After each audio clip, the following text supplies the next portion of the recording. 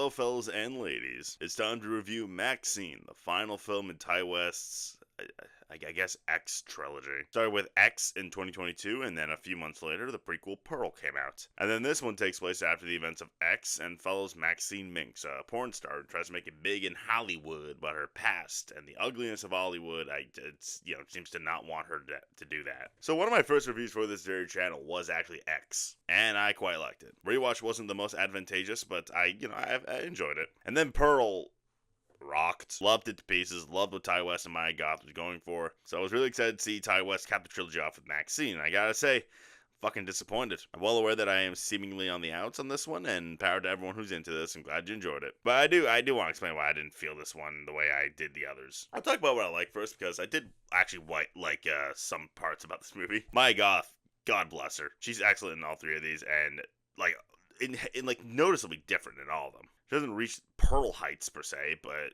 she is, in MAXXXINE, she's tough, she's enticing to watch. She did kind of peak performance-wise in the opening scene, but overall, great performance throughout. I don't think the movie quite committed to the aesthetic of an 80s movie quite like the others did, but I'll get to that in a bit. But plot-wise, it's very much an 80s thriller slasher kind of thing. I have heard from those who've seen it who aren't into that era kind of say that that's why they didn't like it, but I was into it, to an extent. I also liked when the movie committed to being silly. That's mostly with Kevin Bacon being a sleazy, fun 80s PI, and Bummy Cannavale doing a goofy cop that springs one-liners. And overall, it's very well made.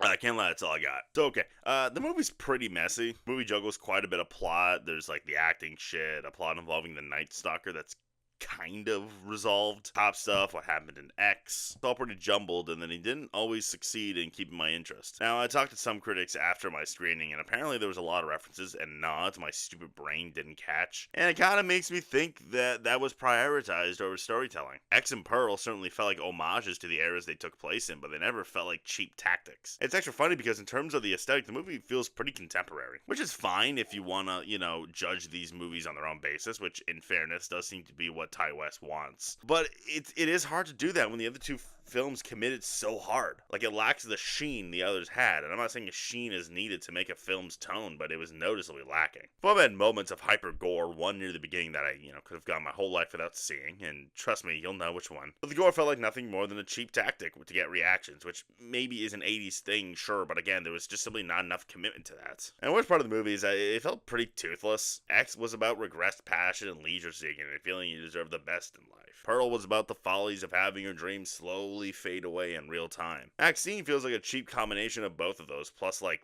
dissing Hollywood in the 80s with no real backbone. Which is hilarious because Ty West makes statements about the sexism of the time, and then all the female characters outside of MAXXXINE are nothing burgers. The last act is just fucking moronic. Gets so off the rails. For such a smart horror trilogy that never ever resorted to anything cheap, to end with a shootout is insane. The twist is so stupid and obvious and so poorly executed, it made the rest of the film's loose plot threads come together in a very weak fashion. So yeah, I was very disappointed by MAXXXINE. I'm not going to pretend I had no fun. I did in the ways one would expect, but Ty West couldn't get his head straight with this one, making his Captain's trilogy pretty messy and without any bite whatsoever, and I'm going to have no choice but to give MAXXXINE 5 Maya Goths out of 10.